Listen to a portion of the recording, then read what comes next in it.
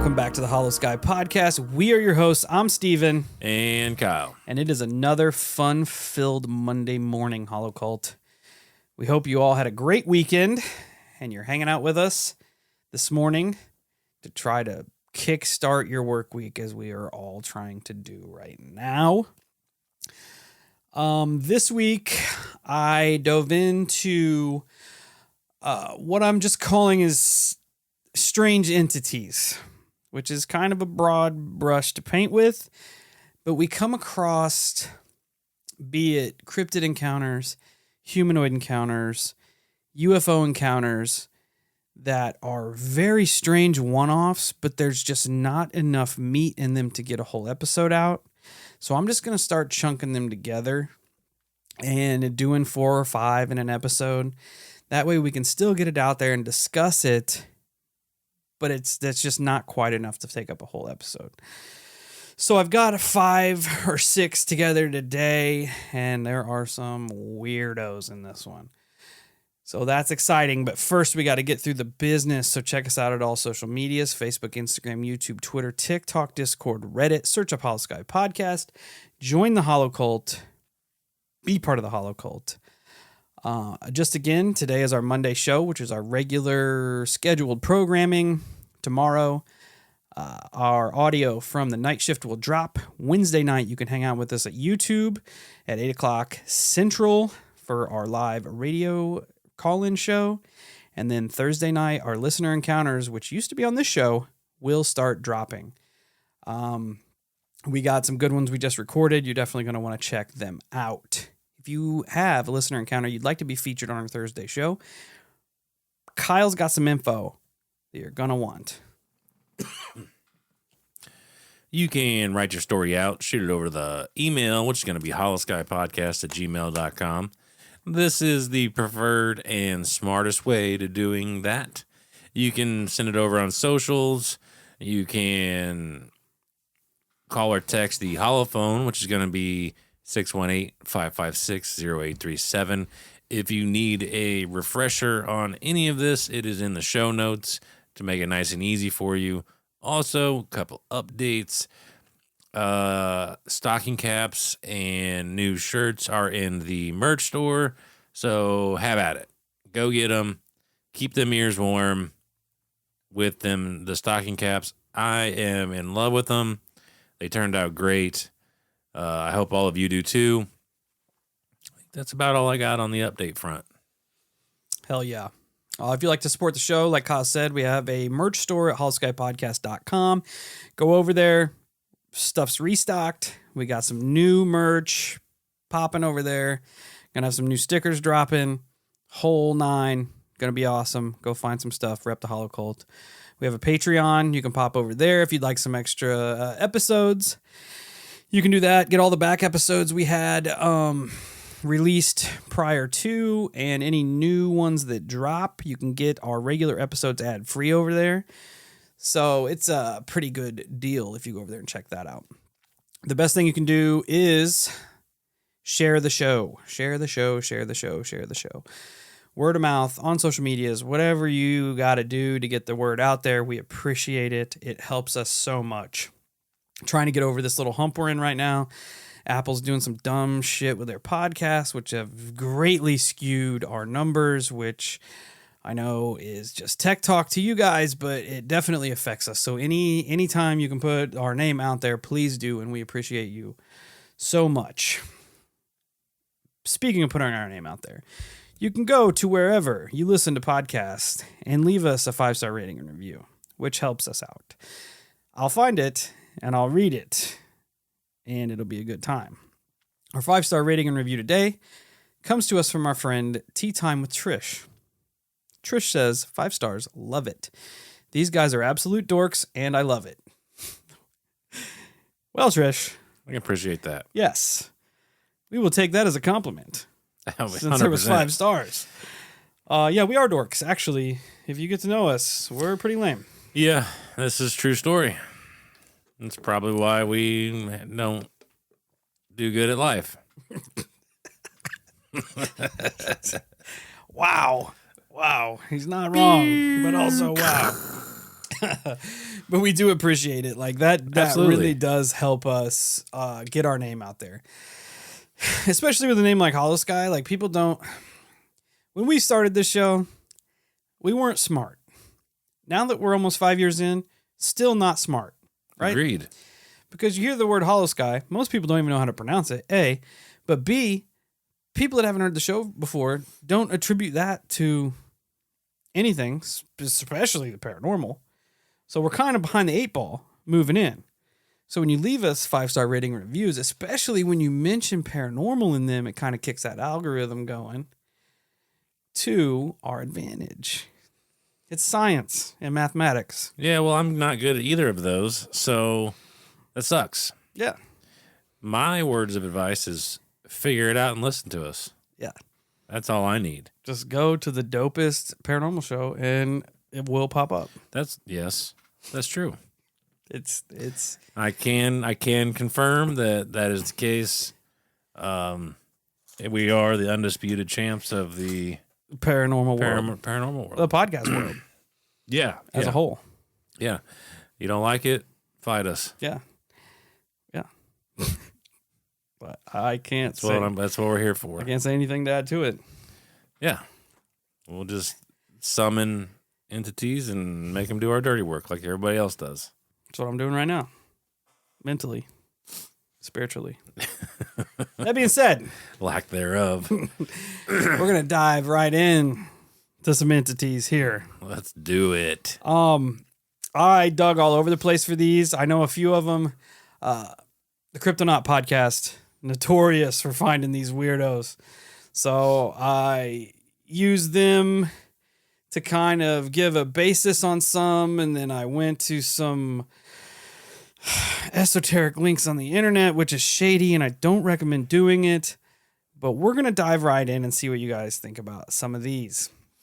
The first entity that we're going to talk about today, I had never heard of before. And this is it's a fun name to say. The Oyster Bay Sky Spitter. That sounds kind of perverted. Yeah. Yes.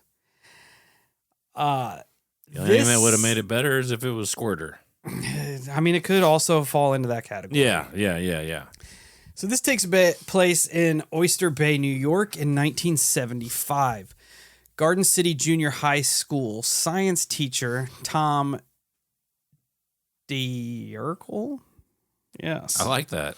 It's a D''Ercole. Diercole.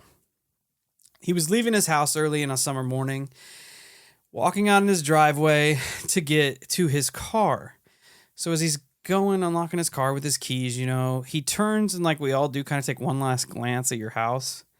And at the peak of his roof, he sees this small, dark cloud. He said it was about the size of a basketball, but it was hanging much lower than all the other clouds that were in the sky that morning. He said it was just a bright morning. The sky behind all these white clouds were blue, but there was this one weird gray cloud just hanging at the peak of his roof.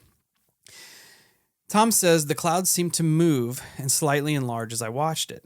The basketball-sized cloud floated back and forth across the peak of my roof, changing in shape from a small globular mass to a larger ovid shape, finally becoming abstract, multi-curved, dark vaporous something. It finally measured about 6 feet in height and 1.5 in width. As I was reading that quote, it almost made it sound like it was trying to take the form of a person. Yeah, it reminded me of Mario. Andretti, the race car driver. No, just Mario the video game. Oh. Like the little cloud that's in there and does its thing. Oh, I thought you meant Mario, the actual plumber. No. I gotcha. No. Yeah. And it's weird. No. So Tom kind of does the same thing that we would have done, and he just sort of stands there and looks at it like, what is happening? Is my house on fire? Why is this basketball-sized cloud trying to turn into a person on my roof? He just kind of sits there, and he's a science teacher anyway, so he's trying to be all sciencey about it and like Yeah, that was his first mistake. Trying to come up with an explanation. He said, at that point, the cloud entity said, "Explain this." What? And he said it was on. No, I didn't say it verbatim. Okay, but it's even weirder. What happens? The cloud, he said, inhaled. He actually heard the air being taken, like. He said from there, the cloud parted as if it was almost a giant set of lips in the middle of the mass, and then it spit a stream of water directly onto him and his car as he was standing hell no in his driveway. He said he just stood there like, what is happening? And it went on for, he said, between 30 seconds to a minute. He's standing there just getting pissed on by this cloud. Just Did he at least there. yell at it? I think he was in shock that the face cloud is spitting on him.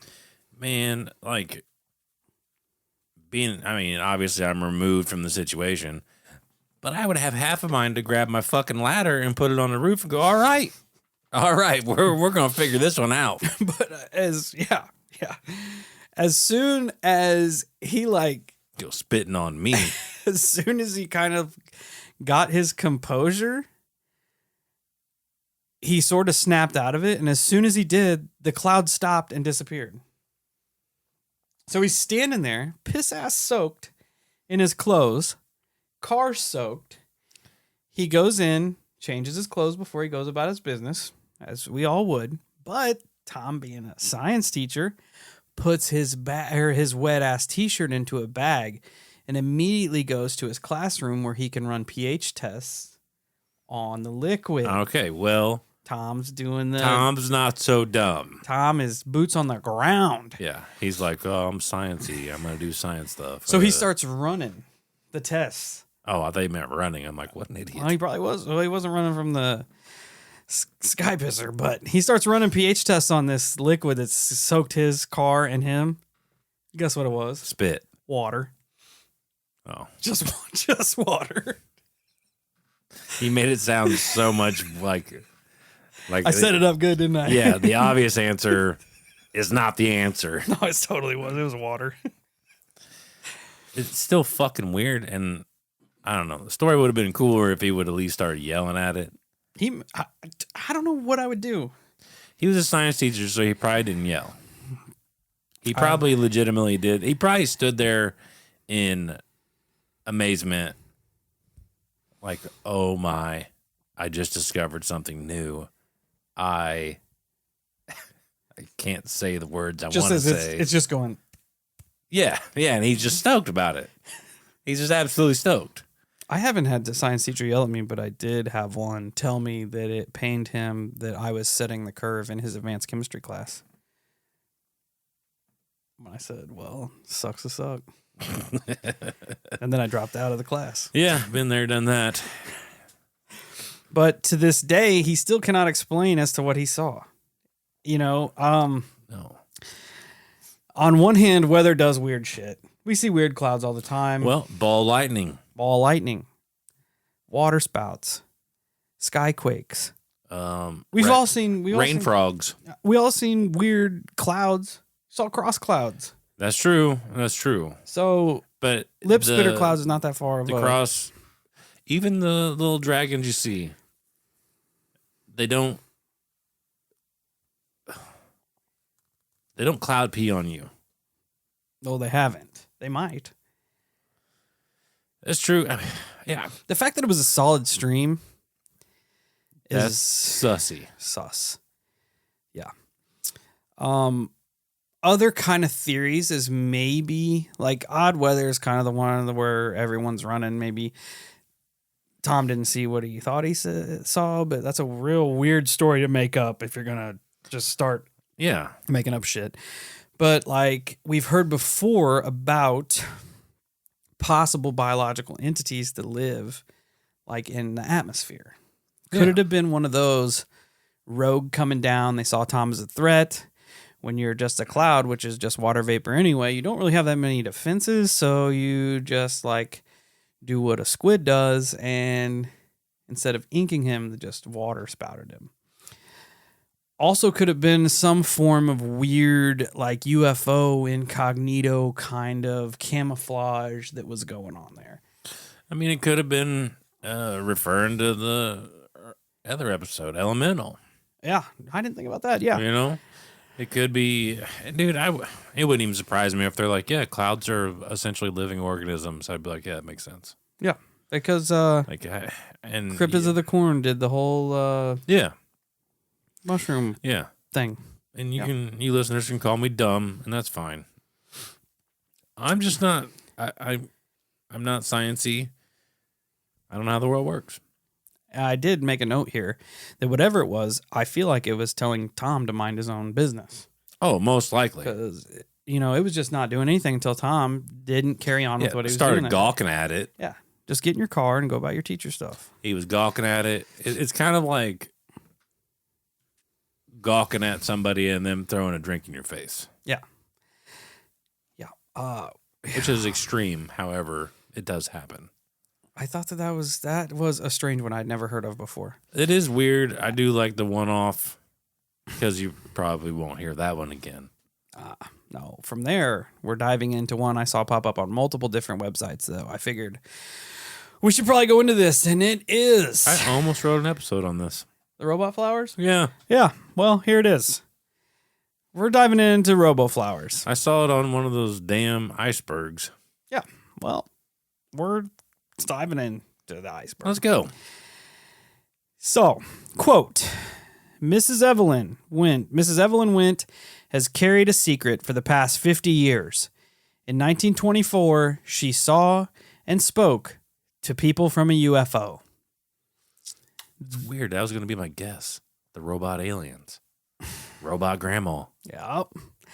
This was the headline from an article published in 1974 in the West Palm Beach newspaper called Weekday. Beauty stylist Evelyn Wint decided after 50 years of silence that it was time that she come out and let everyone know of the strange run-in she had as a child 50 years before. Evelyn goes on to say that she was playing in the front lawn of St. Joseph's School in Pasco County, Florida in 1924. She said suddenly she noticed a glowing egg-shaped object had landed on the ground nearby. The strange thing was so bright that she actually had to cover her eyes when it came through. She believes the object's luminosity may have been so bright, so intense, that it knocked her unconscious for a moment. That sucks. Don't those kind of lights just piss you off? Egg lights full of robot flowers? Just bright lights. Oh. One super halogen headlights is what you're talking about. Yeah, when people drive with their 100%. brights on, you're like, you're an asshole. Mm-hmm. So I can only imagine this little egg shape comes down and just blinds you like the sun. So much so that it makes you pass out. Yeah. She said the next thing she remembers was that when she was opening her eyes, the egg dimmed super fast. And she said the outside of the craft, for lack of a better term, was like the color of lead, and it was pockmarked, like it had been hit with a bunch of shit. She watched in astonishment as a door opened on the side of the object, and out came these humanoid creatures. According to Evelyn, quote, little people emerged. I think they were robots. I tried to count them, but they changed about so many times. They were smaller than I was and resembled animated flowers with faces where the bud would be. What the fuck? Remember, I was just a little bitty kid then, and kids don't fear flowers. That's fucking weird. So, they presented themselves to her as, flower people / robots. Yeah, all I can think of is whoa, metal robotic sunflowers. Yeah, that's pretty much what my brain thinks. I was initially picturing they are I guess I'll use the word species derived from robotics and their way of a gesture, a good gesture was like, hey, here's a flower. Like, you guys like flowers. I made you a robot flower. Oh, they were the robot flowers. That took a hard left from where my brain was. They were absolutely robot flowers, which I mean, she makes a good point that even in 74, she was like, I feel like they were presenting themselves to me in a way that I would not be afraid of them. I'm trying to put myself in her shoes. And you got to consider that this is 1924 when this happened. Yeah. So back then I might be a little afraid, but today I kind of feel like I don't know if I would be afraid of robot flower people. Yeah, especially if they were like way smaller than me. I don't think I'd be afraid. Yeah. Oh, but it gets different. Oh, they fucking turn into ultra flowers. It gets different. So, according to Evelyn, the robot flowers were carrying a piece. They had guns? She assumed that what they were carrying was some sort of weapon, and they were trying to aim it toward the school's science building. Holy shit. Yeah, bro. Hey, we just crossed into ultra dangerous territory.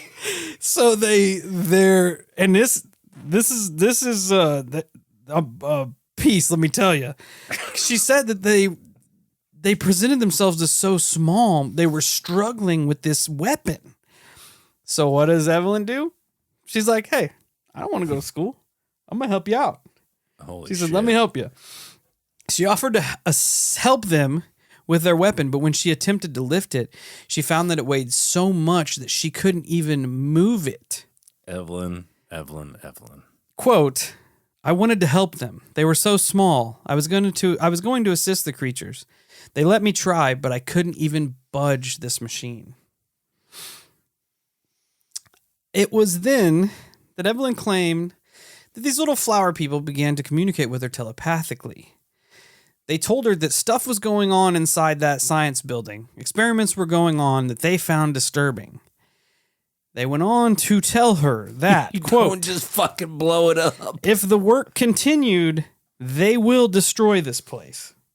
The planet? The building. Oh. I'm just picturing them just being little flower assholes and being so pissed about some dude making a volcano. They're like, that's it? Blowing the fucking planet up. It made me wonder if it was like a greenhouse where they're like growing plants. They're like, nah. Not happening. Underneath all the robot armor is just regular plants coming back for vengeance. You know? Bro, this is like single-handedly the best story I've ever heard in my life. Like, the visuals I'm getting in my brain are fucking priceless. They remind me of like video game enemies. Yeah. Like they're just dragging these giant weapons around. Like, yeah, the visuals I'm getting are priceless. Absolutely priceless. I love that she just tried to help. She's like, she's just like, she's like, blow that motherfucker up because I ain't not going in Monday. Fuck science. Yeah. Answer that, Tom. You know. Okay, so as she was recounting her story to the reporter asked, like, what were they doing in there? And she said she didn't know. She was so young that she was not sure. But whatever it was, oh my God, the robot flowers decided that this probably wasn't the right time to blow up the school building in the middle of the day. So they began to go back into their pockmarked egg craft and dragging their giant weapon in tow. At this point, Evelyn says that one of the entities invited her to come with them. She said that she almost said yes.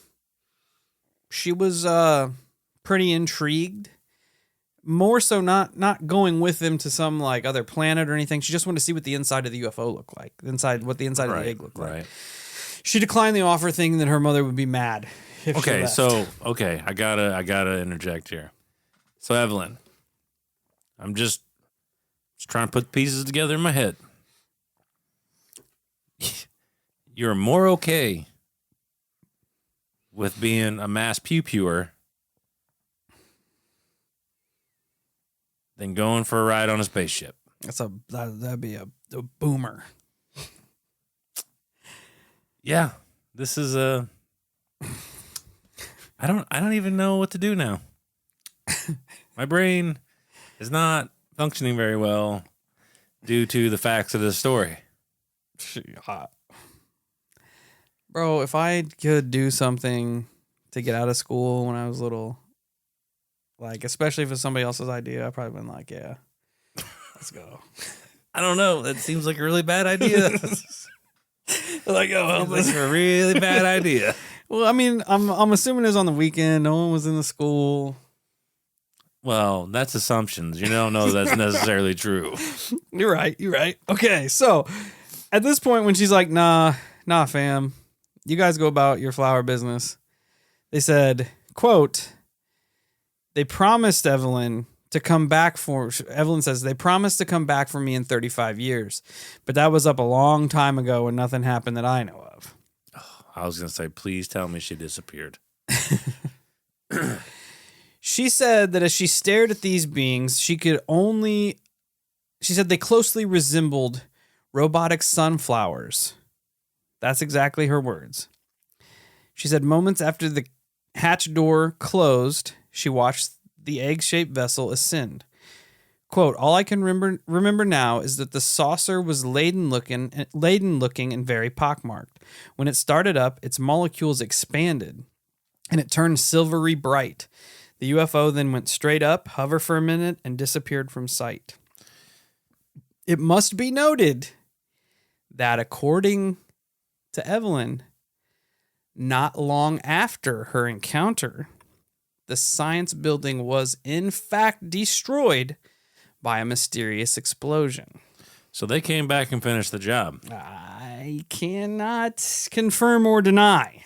And obviously, I mean, just assuming by the way their logic works, they're probably really shitty drivers, and that's why their spaceships all beat to hell. Unless they, well, yeah. Maybe, yeah. 100%. Yes.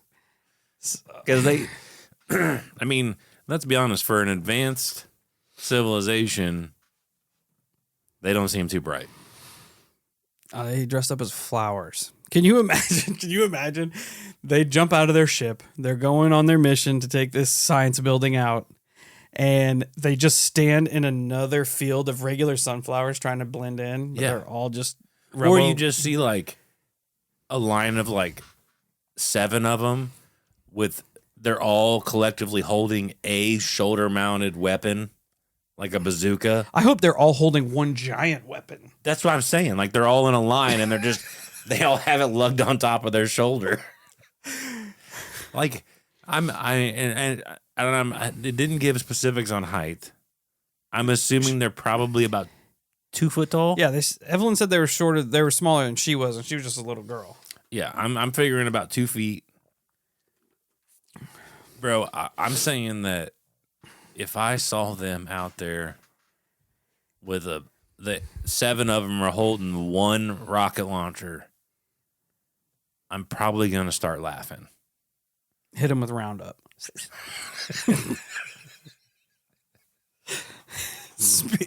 That was a good lead-in. I didn't even mean to do it. Speaking of Roundup, I bet our friend Jennings Frederick would have wished he had some when he encountered our next mysterious entity known as the Vegetable Man. How do I feel about this? Kind of scared and kind of angry. It's I love all of our West Virginia listeners, but I'm just going to put this out there. This story takes place in West Virginia, and it is a very West Virginia story. We're going to go right in to our friend Jennings here. So in 1968, in the forests around Fairmont, West Virginia, our buddy Jennings was out hunting, as West Virginians do, you know. What was he hunting, you ask? Delicious woodchucks. Whoa. Tasty. All right. Woodchucks. As he's out hunting, making his way through the woods, he hears a weird noise. He said the only way he could explain it is like the sound of a record player being ran way faster than it should be. Like sort of a high-pitched, like jabbering noise. And it was being played like sped up. So when he heard this out in the middle of the woods, he was clearly like, oh, that's not a sound I should be hearing out here. So he went snooping around. That's when he came face to face with a creature. He says, suddenly, there it was, a being with semi-human facial features, long ears, yellow eyes. Its arms were no bigger around than a quarter. Its body resembled a quarter, like a coin. Yeah, skinny little things. Its body resembled the stalk of a plant in shape and color. It was slender and green. As he stood there, like trying to. So it wasn't like a giant Frankenstein of vegetables. I mean, so his body looked like a stalk. I'm just picturing a stalk of celery with super long arms and legs. Which just makes it worse, doesn't it? Yeah, I mean, yeah. Like I'm picturing like cauliflower as the head, and like all these different vegetables mashed together. Yeah, I mean it to probably create is something, but it sounds more like a giant stick bug. Well, it gets worse. Okay. So, as he's sitting there, like face to face with this thing, right? He feels something like catch onto his arm in his hand. He's thinking that it's like a briar patch as he's sitting there. Is it like baby vegetable? He looks down at what he thought were brambles, and it's this 3-fingered hand from one of these long tendrils that was green like a plant. He said the fingers on it were 7 inches long and had needle-like tips and suction cups at the end of them. Ugh. That had attached itself to his arm. He said as he was standing there, he could hear a suction sound, and he knew that this thing was drawing his blood. He said in a newspaper... it's a giant veggie mosquito. Article. Yeah. He would go on to say that the being looked weakened and sickly. The jabbering increased, and suddenly he could make out words. Also kind of hints that maybe there was some telepathic communication going on. Yeah. The being said, "You need not fear me. I wish to communicate. I come as a friend. We know... You're sucking my blood. We know of you all. I come in peace. I wish for medical assistance. I need your help." Well, first of all, no. That's not how... You don't come be my friend by sucking my blood. Sorry, that's not how that works here. If you know about us, you know that's not going to fly. He's lucky he didn't get an ass full of buckshot. Yeah. Or if we just start throwing woodchucks at him. Yeah, something. Because if woodchucks chuck wood, a stalk is essentially of like a fibrous woody plant. It's true. It's true. So that sounds really gross. I don't know that I would like this, but I do have come to a conclusion that if you hear these weird mechanical, metallic-y sounds in the forest, that means you are extremely close to an unknown entity, and you should proceed away. No, towards. Yes. So he goes on to explain that talks more about the creature that has him, as it has a hold of its arm and it's sucking his blood. He said it was almost like thorns or needles on its fingers that had pierced his skin. He said that the creature was very strong because it sounds like a fucking parasite. As he's trying to pull away, it wraps more of these arms around it. Yeah, it sounds like a parasite. It's like if parasites could talk, I feel like that's what they would say. Oh yeah, I'm your friend. Yeah, I need help. Let me just parasite and host. Yeah. He said as he was looking, the creature just stayed face to face with him as it was sucking its blood, and the yellow eyes he could watch. He said the only thing I could attribute it to was my blood, and it would start like going through the creature's eyes. He could see the red streaks going through this creature's body. Nope. The creature reminded Jennings of, quote, the stalk of some huge, ungainly plant. He said it was surprisingly strong. Its eyes turned from yellow to red as they begin to spin, almost hypnotizing Jennings and distracting him from the pain in his hand. He believed that the transfusion lasted for about a minute until it released him. He says, quote, then almost as quickly as it pounced, the vegetable man raced up a hill, covering over 25 feet with each leap. So he got his juice. Yeah. And now he's ready to go. Bounced. Well, at least he didn't drain him dry and kill him. No, just need a little sip. That's still really gross. Jennings then claimed to hear a deep humming from the other side of the hill. He assumed that this was some sort of ship that the creature came in on and took off. He felt that the monster was more extraterrestrial than terrestrial, than like a cryptid. Interesting. It's said that he was exceptionally tall, over 7 feet, had a thin, semi-human shape. It appeared to be partially plant-based, possessed large ears, striking eyes that oscillated in color. The arms were very thin again. Gave him the impression of like reed stalks on a riverbank, it said. The end of its fingers were fashioned with suction cups that had thorns or needle-like objects protruding from them. And that is the Veggie Man. I feel like the name does it like shitty, like a disservice. Like the Veggie Man is not a very good description of this. It doesn't. It's not nefarious enough. Yeah, because I like you say a Veggie Man and I don't take it serious. No, if you heard a gray alien sucking somebody's blood, people would be like, "What the fuck?" Yeah. But a Veggie Man, you're like, "Oh yeah, sounds like what a Veggie Man would do." Yeah, you're right. But it is a scary thought to think that there essentially could be creatures out in the wilderness that mimic our landscape. It's the ultimate camouflage. Fuck yeah. It mimics our landscape in order to drain us of our essence, essentially. Dude, every time I walk through a thorn bush and I get stabbed, I'm going to think it's that thing trying to suck my blood. It is kind of how a briar patch works. It just engulfs you. Yeah. I got a couple more here. From there. That's not fun. From there, we jump in to the Octosquatch, which I also had never heard of. Is this like Goro? Yes. Cool. Yes. I also want to say that this experiencer has the best name in our episode today. Archimedes Sanchez. Wow. That's interesting. Boss-ass name. So this takes place in the summer of 1961 at around 11 p.m.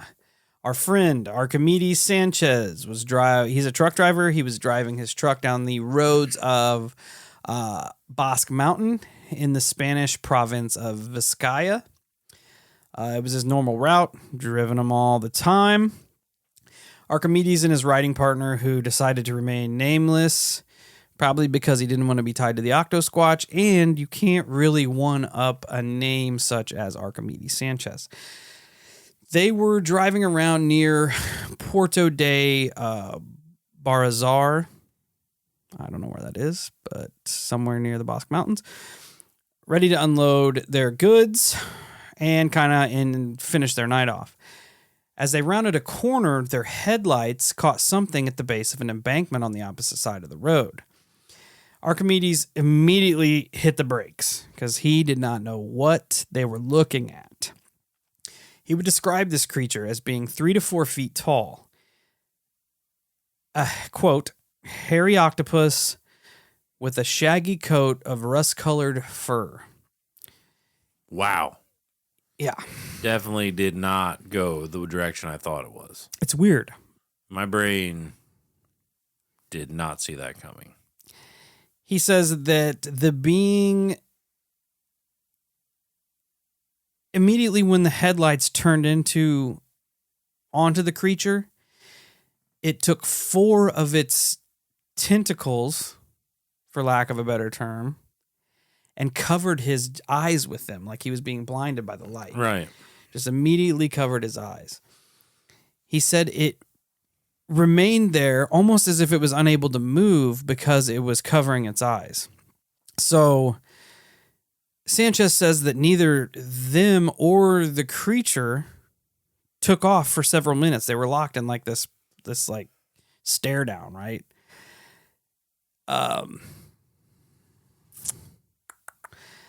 I guess essentially the Octosquatch got the best of them, and Archimedes looks over at his partner, who clearly had lower seniority in the company than he did, and said, "Hey, grab the jackhammer out of the back of the truck, fight this thing."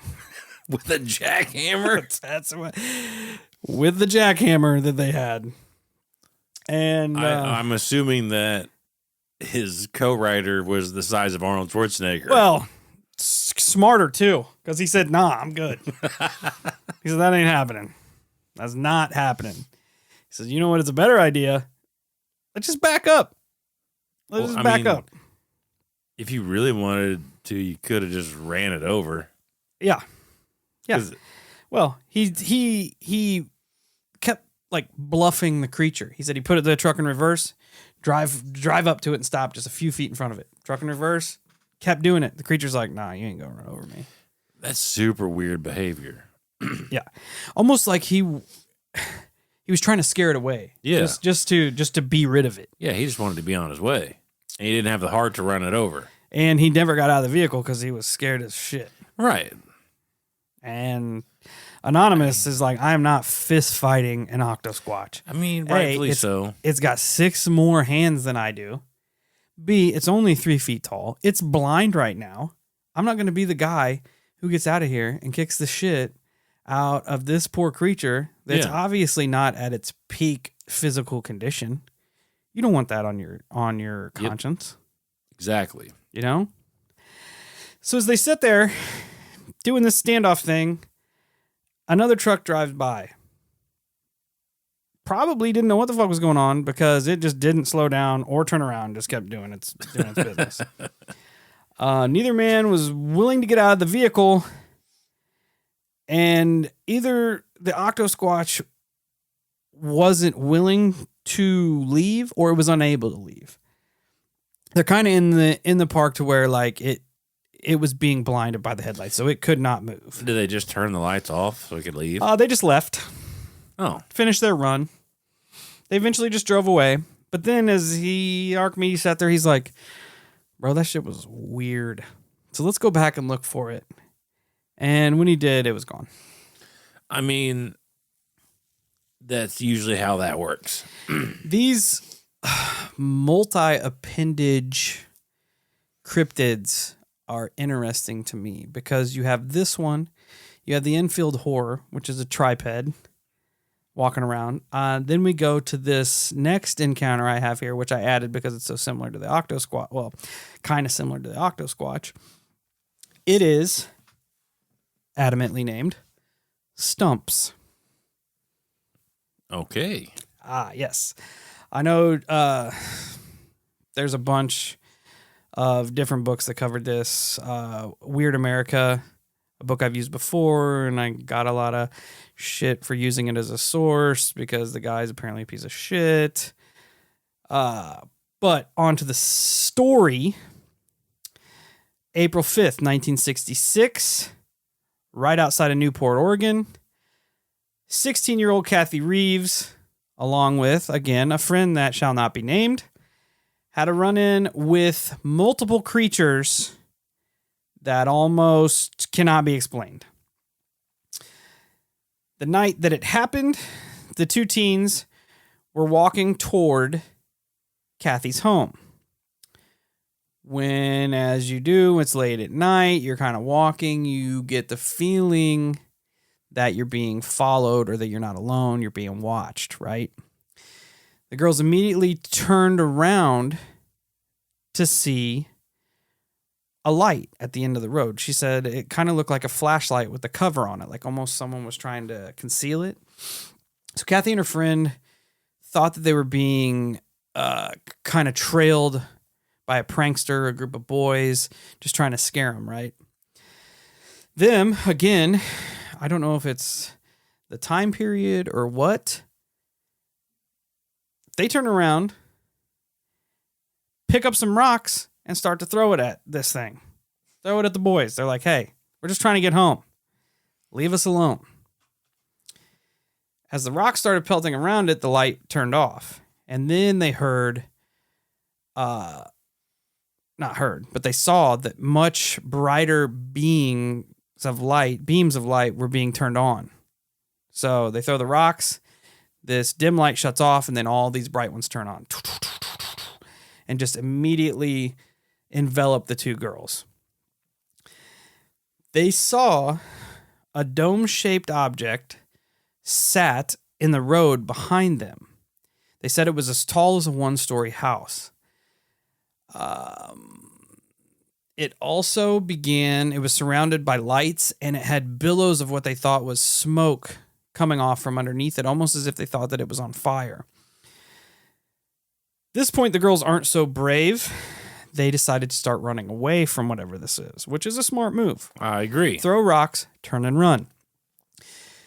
They start running toward Kathy's parents' house, her home.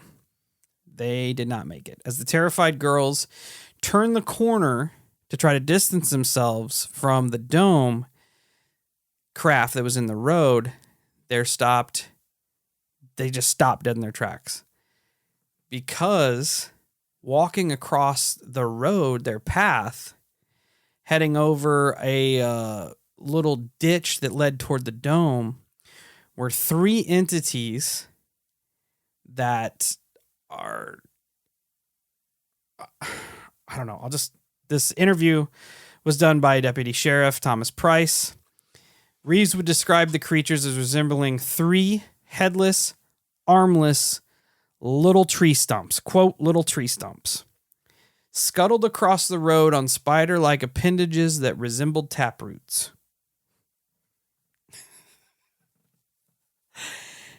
If that wasn't weird enough, Kathy would go on to say that the creatures were clad in multicolored outfits.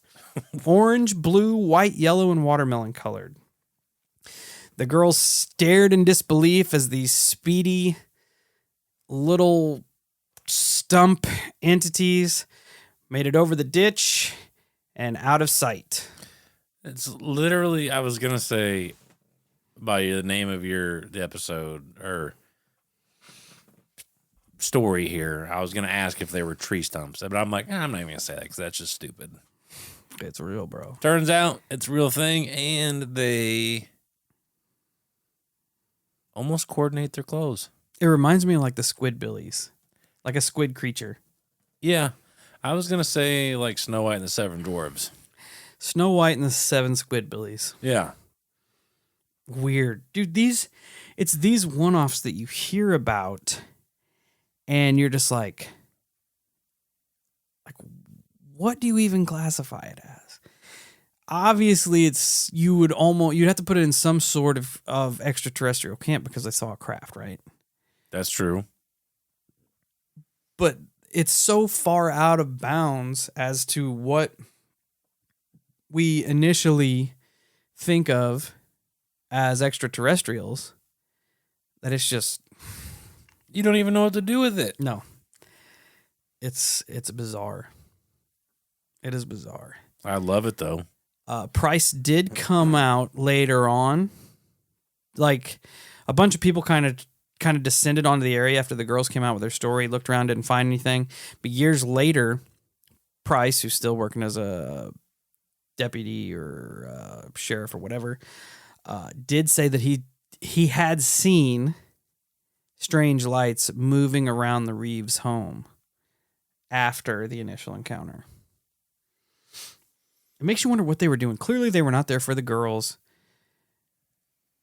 But it's almost like they didn't want to be seen by the girls. because the initial light was dimming itself to where it couldn't be seen. Right. And then they started throwing rocks and pissing them off. Stupid games, stupid prizes. Right. And you almost wonder if the light was like shown on the girls to scare them off, or the light was like shot out to tell the Stumpies, hey, get your ass back here. We need to get the hell out of town. It's true. It's weird, bro. It is a super weird story. But I do like it. It's one of those ones where if we were driving, I was driving, Kyle, and I got home and I said, Kyle, I just saw 3 tree stumps in jumpsuits, multicolored jumpsuits, run across the road on my way home. You would say, and I seen Buzz Lightyear. Take a drug test. Yeah, I'd be like, dude, go to bed. Whatever you're on, you're hallucinating. Yeah, it's so weird. Yeah, I would 100% not believe you until we got together and I saw the look on your face and you're like, no, I swear. And you're like, yeah. I'd be like, okay, you saw, yeah, you saw what you saw. So jumpsuit tree stumps. It's so bizarre. This last thing I put together here, it's unknown what kind of phenomena this is. It could be an entity that we don't know about. It could be something wired in our brains. It's just bizarre, but it definitely splits off on 2 separate paths. And this is what's known as the third man. So, the third man or third man factor is a name given to an unseen presence reported mainly by mountain climbers, hikers, or people that are essentially by themselves throughout history.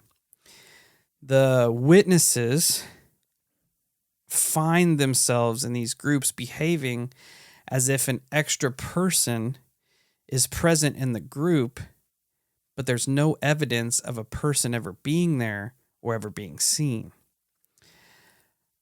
So much so that the presence is so strong among them that they find themselves actually preparing food and bedding for these unknown occupants, unknown That's entities. Weird. Fucking weird, right? That's super weird. Despite it being known as the third man factor, it's occurs in parties of all numbers. So there are encounters with like lone mountain climbers that will be getting to a point of exhaustion where they're like, they just want to lay down, but they don't. Essentially, if you're gonna give up, you're probably gonna die on the side of this mountain, right? But they don't. They push through. When they get back, they got tales that I met another hiker up there. There was another person with me. Shipwreck survivors, polar explorers out in the middle of nowhere. Some accounts I've got here are Ernest Shackleton, Frank Worsley, and Tom Crean from May of 1916. They were out on a whaling station. They made it to a whaling station on the north coast of South Georgia. They've been walking for 36 hours in horrific conditions in an attempt to reach help for the rest of their party. 3 of their crew were stuck on the south side of the island, with the remainder stranded on Elephant Island. To reach this specific whaling station, the 3 men had to cross the island's mountainous interior with just a rope and an axe, in a journey that pretty much nobody had ever done before. When they reached Stormness, they managed to save their entire crew. They didn't talk about it at the time, but weeks later, all 3 men reported an uncanny experience during their trek, a feeling that, quote, often there were 4, not 3 men on their journey. The 4th that accompanied them had the silent presence of a real person, someone walking with them, by their side, as far as the whaling station, but no further. Shackleton was apparently so affected by the experience, he would he just refused to talk about it. When it was brought up, he said, we cannot talk about this. This is something that cannot be spoken of. I'd read accounts where this specific one, it had got so bad, the men had tied themselves together, the 3 men had tied themselves together with rope, and there was extra rope at the end. Well, as they were trekking over the mountain, the rope was let go. And the third man that was tied to the rope could feel someone else behind him putting pressure on the rope. But overall, the entity seems like it's benign. Positive. And we'll continue to touch on this. But there's an alternate. Oh, okay. Because initially my brain goes to like an ancient like deity of travel. Yeah.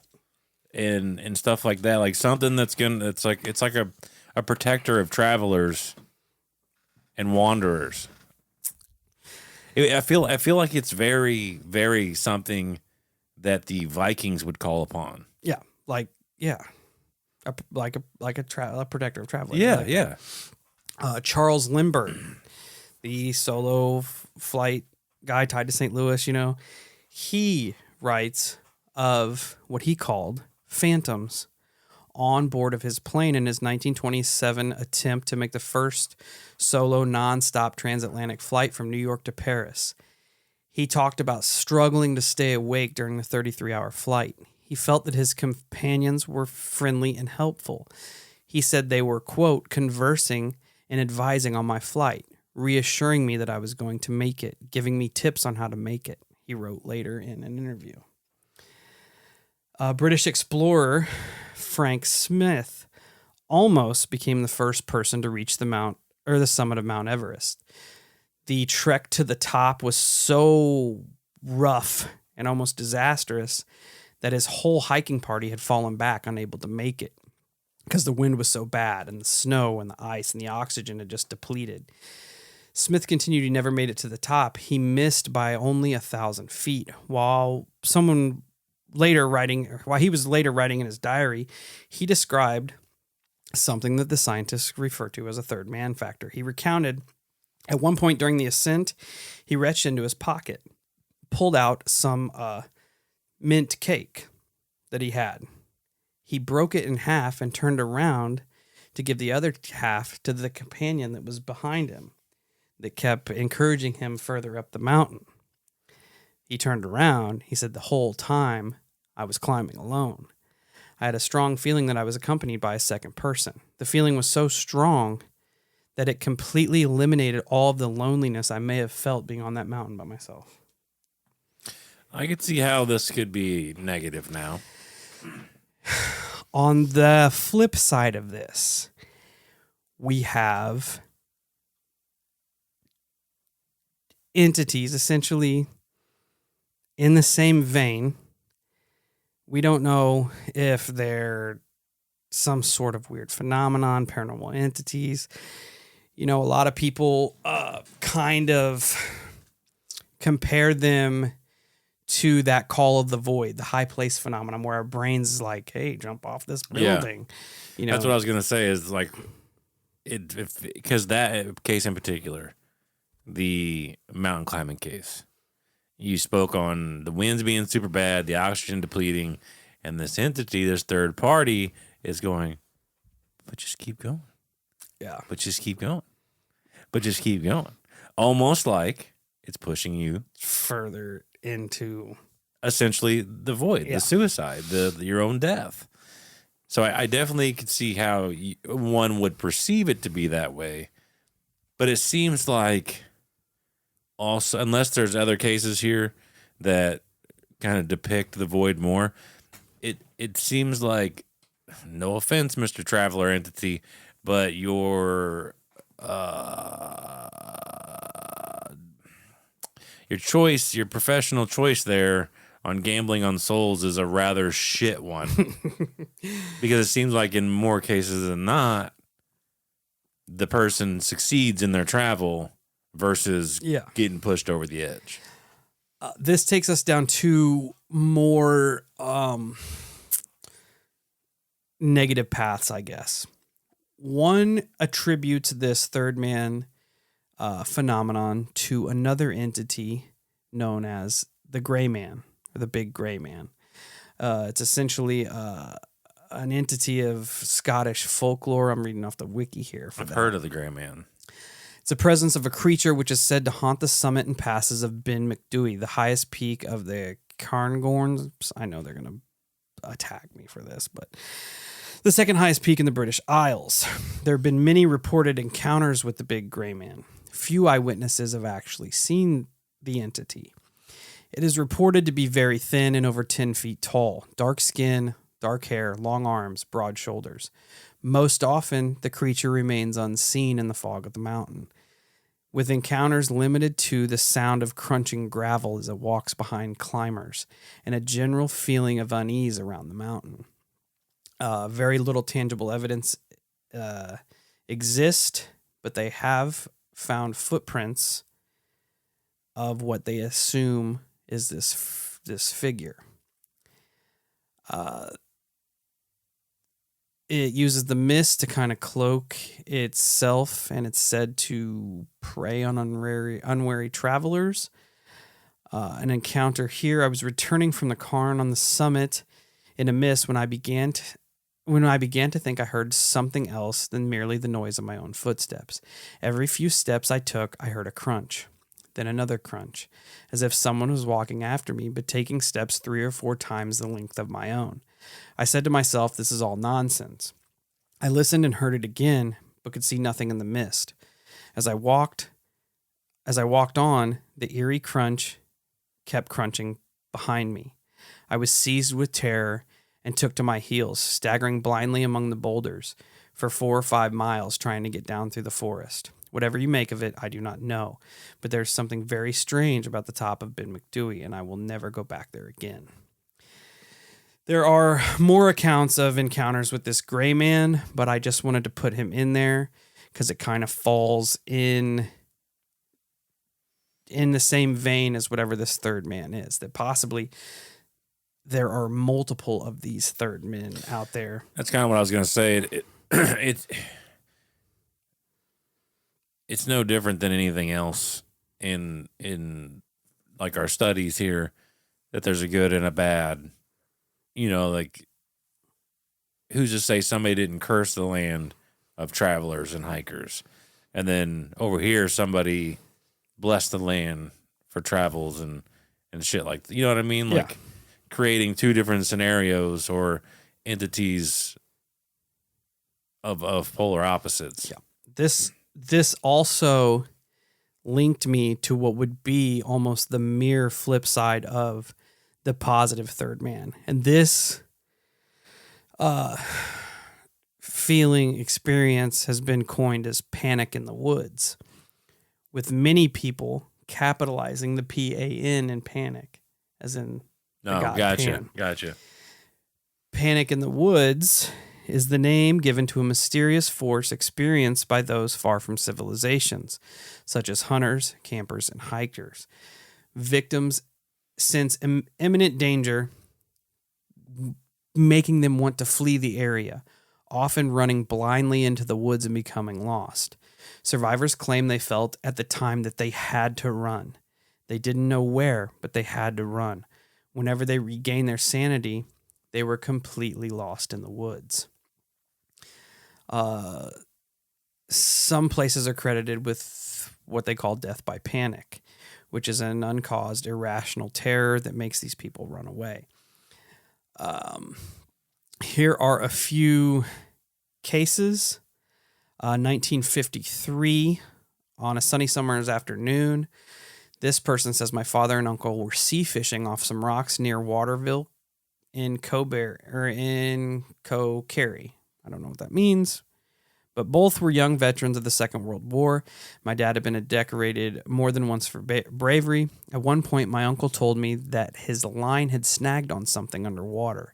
As he tried to tug it free, he had the distinct feeling that something was holding it.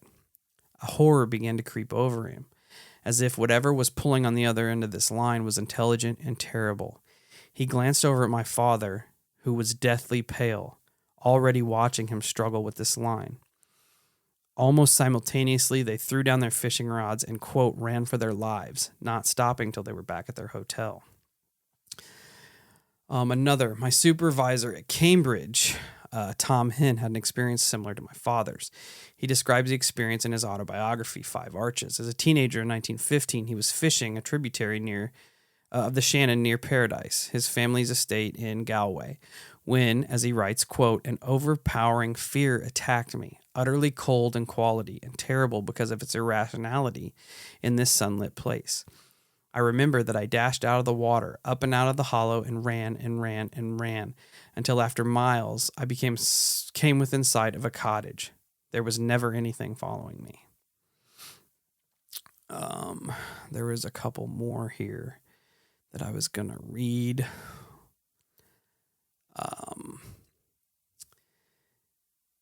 John Buchanan, former Governor General of Canada, talks about how in 1910 he set out to climb a small peak called the Alpspitz. He was accompanied by a young forester named Sebastian as he reached the top at about 9 a.m. They had breakfast in a mountain inn before beginning the 6-mile walk back down to the valley. It was a brilliant summer day with a promise of great warmth, but our road lay through shady pine woods and flowery meadows, he wrote. I noticed that my companion had fallen silent. I glanced at him and was amazed to see that his face was dead white, that sweat beads were running on his forehead, and that his eyes were staring ahead of us as if he was in absolute fear, as if terror were all around him so that he dared not look any other direction than forward. Suddenly he began to run, and I ran too, some power that wasn't myself constraining me. Terror had seized me completely. I did not know what I was afraid of or what I dreaded. It was like the epidemic of giggling which overcame children years ago. We ran and we ran and we ran. It's like we finally met the Valley Highway, extremely exhausted. There is a recent account of something similar. I don't know if we've talked about it before. I know I've read about it a lot, and I don't know if I've talked about it in Missing People in the Forests, but it is the case of Terrence Woods, who was helping a film crew. He was filming something for either Discovery or History. Yeah, we've talked about this slightly before. Yeah, they had just finished up shooting and wrapping for the day when Terrence, who, according to the others, had been unusually silent for a few hours. He approached the ridge of land a little away from the group that dropped steeply down a hillside to the forest below. He was reported to stand there for a moment, and then to everyone's shock, without a word, he tossed his two-way radio to the ground that he was holding and took off running at full speed. He went hurtling over the edge of the ridge and down the hill, still at as fast a pace as he could run, into the thick woods at the bottom and just disappeared. It happened so fast that the rest of the crew could not pull themselves together and react until Terrence was out of the sight of the trees. To this day, no one has found him. That's crazy. It's weird that this phenomenon has happened and is still happening. When they started referring to Pan, I decided, because I'll be the first to say I do not know a lot about it, but it is the root, essentially the root for panic, right?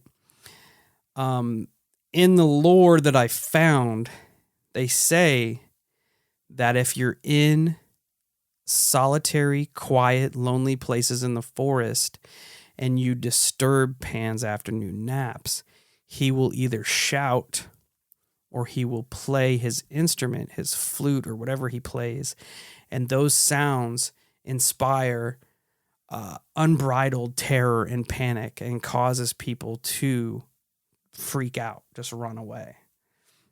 So there is some folklore behind the So regardless, this thing's been happening for a while. Yes. Again, not sure if it's an entity. Don't know what it is. It was just very interesting, and I had heard bits and pieces about it, but I'd never really looked into it. We could probably go off on a whole episode by Pan itself, but I just wanted to put this in there that, I mean, it's just as I guess logical is not the word, but just as accepted that this could be some sort of entity out in the forest. Why not? I mean, tons of people report going out in the woods and feeling like they're watched. Oh, I've said it. Absolutely. When I'm up walking through the fields, I hear stuff walking beside me. Yeah. It could be a squirrel, it could be a turkey. I don't know what the fuck it is, but I hear it. And it does instill a sense of fear. Yeah, because you don't know what you're it not is. by yourself. You don't know what it is. And I've been in the woods. I talked about it before. And you lose your bearings. Ultimate fear. Oh yeah. Just like I've been in those woods I've been in hundreds of times. I get turned around and I don't know where I'm at. Instant fear. Yep. But that's that for today's episode. I just thought, again, I put some of these weird ones together that weren't long enough to really put an entire episode together. All sorts of sources. I know that the Cryptonaut podcast talked about a few of these. I used a lot of Jerome Clark's books, Extraordinary Encounters, Unexplained, a bunch of those. Check them all out. All of Jerome Clark's literature is chocked full of strange encounters like this. And go check out Cryptonauts. They stumble on some weird shit over there. That being said, thanks for hanging out with us today. Again, check out all our other releases. Hang out with us at all our socials. And stay safe, stay weird, and remember that Sky being, I'm talking to you, spitters are quitters, even in the paranormal world.